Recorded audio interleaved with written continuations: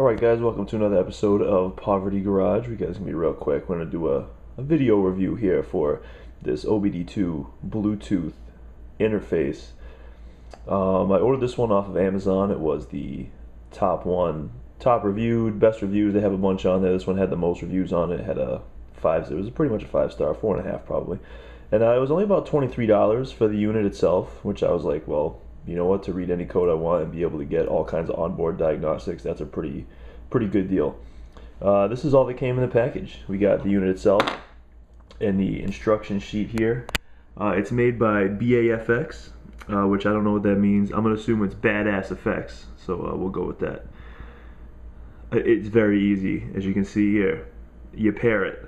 It doesn't say to plug it into the car first though, but the only way to pair is to plug it into the car first. Start the vehicle, and then your Android smartphone. Whether or not they have any type of app for iPhone, I'm not sure. But the next thing you want to do, get your phone, go into your Google Marketplace. Let's see if this thing even turns on because it's a pile. Go to Google Marketplace. Yeah, I have a lot of icons, I'm sorry. I really don't have this many apps usually.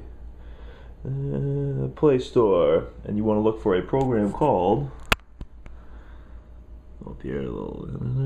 Oh, look at that! It's already there. Yeah, iFruit. If you don't have GTA 5, you really should get it. It's not out yet for Android, by the way.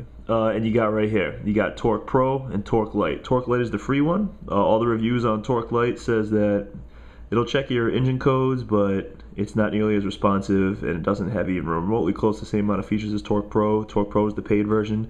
It is a $5 app, but again, if I'm only $28 deep into having full access to all of my diagnostics that I need, then you know, that's fine. I'll take that any day. So I've already installed it. You know, you go here, install it, pay your $5. If you don't have $5, go around your neighborhood, scoop up some bottles and cans, return them, get $5 worth, and then yeah, you'll be fine that way. I know the struggle is real.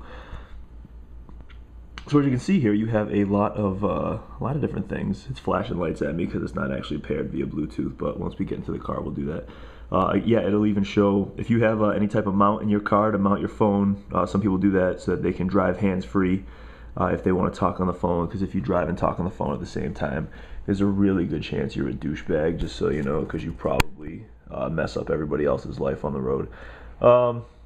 Yeah, so what we'll do is we'll go out to the car and we'll see what we can do with this.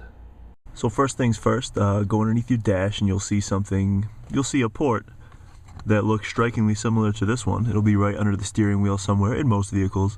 And this is the OBD-II port. So we just take our unit here, line it up. There we go.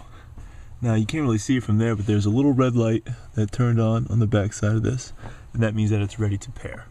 Alright, now that you're all hooked up at the bottom, go to your Bluetooth menu. Turn your Bluetooth on.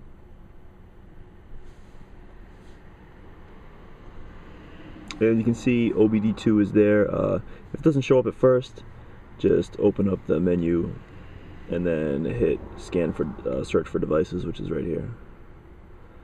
And it's going to scan right now, but there's no other devices. It also may try to hook up to my radio for some reason, which I haven't found actually does anything. Alright, we're all connected. Next thing we do is open up the Torque application, the one that we just downloaded there.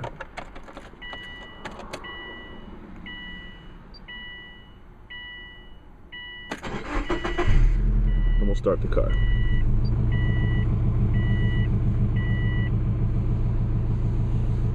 Alright, so we get revs. Those actually, the RPMs actually do match up with what's on the dashboard, which is great. And this car did flash trouble code, which we, in a previous video, attempted to fix with an O2 sensor because we thought that it was a downstream catalytic converter. So we're going to hit the check OBD, and it says to tap the screen to scan for faults.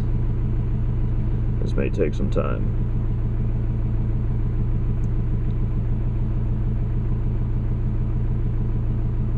So yeah, before we attempted to replace the O2 because we thought maybe it was getting poor readings from the catalytic converter, and that's why the P0420 code was being thrown.